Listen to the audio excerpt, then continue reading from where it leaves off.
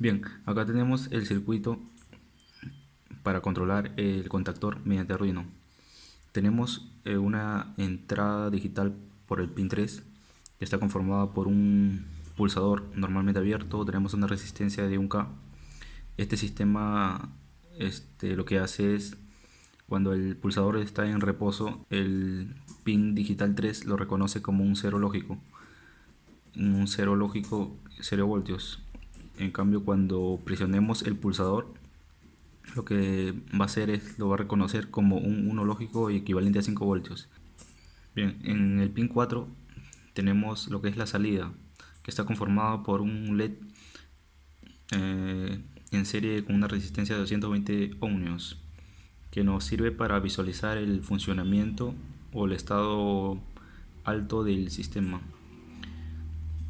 A su vez también tenemos una resistencia de 1 kilo ohmios conectado en la base de un transistor 2N2222A, lo que nos va a activar la bobina de relé de 5 voltios.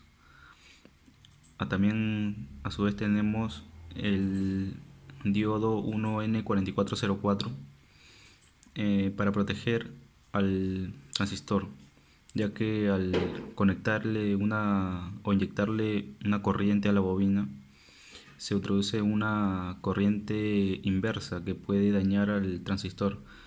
Por ese motivo se le pone un diodo para proteger al transistor. Acá en la tapa de potencia o la tapa de fuerza tenemos lo que es el relé, que nos va a activar la bobina del contactor.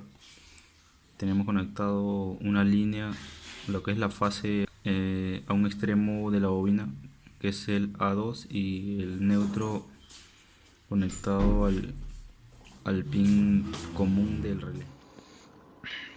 Bien, tenemos acá la programación en Arduino. Cómo encender y apagar un contactor utilizando un pulsador con Arduino. Tenemos acá el pulsador que lo hemos declarado en el pin 3.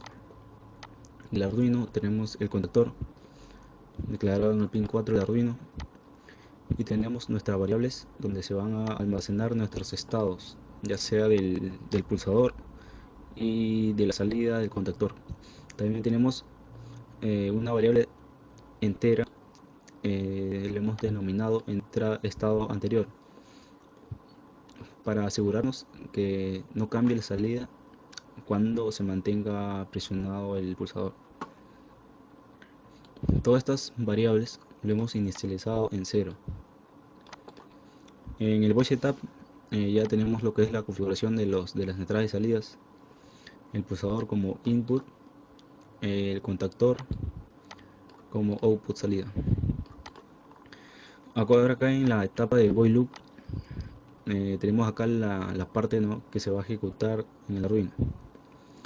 Como tenemos una entrada digital, un pulsador, tenemos que leer esa entrada digital y almacenarlo en nuestra variable estado.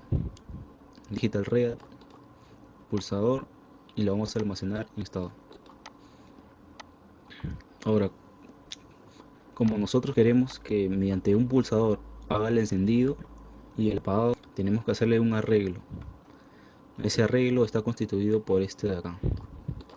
O sea, una memoria que nos diga cuando la salida ya está en alta y cuando la salida está en bajo.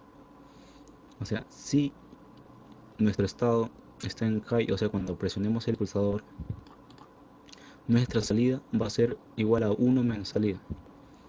Como la salida la hemos inicializado en 0, o sea, la salida va a cambiar a 1, porque salida va a ser igual a 1 menos 0 es igual a 1, o sea, la salida nueva va a ser 1.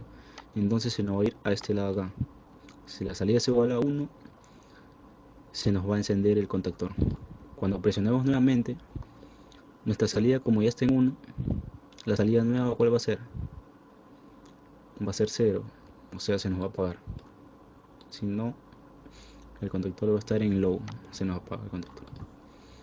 O sea, este arreglo es importante. Este tiempo de acá, este delay de 20 milisegundos, es para evitar el rebote que tiene el pulsador electrónico que tiene cuando le demos, le presionemos, tiene un pequeño rebote que con este delay ya se arregla.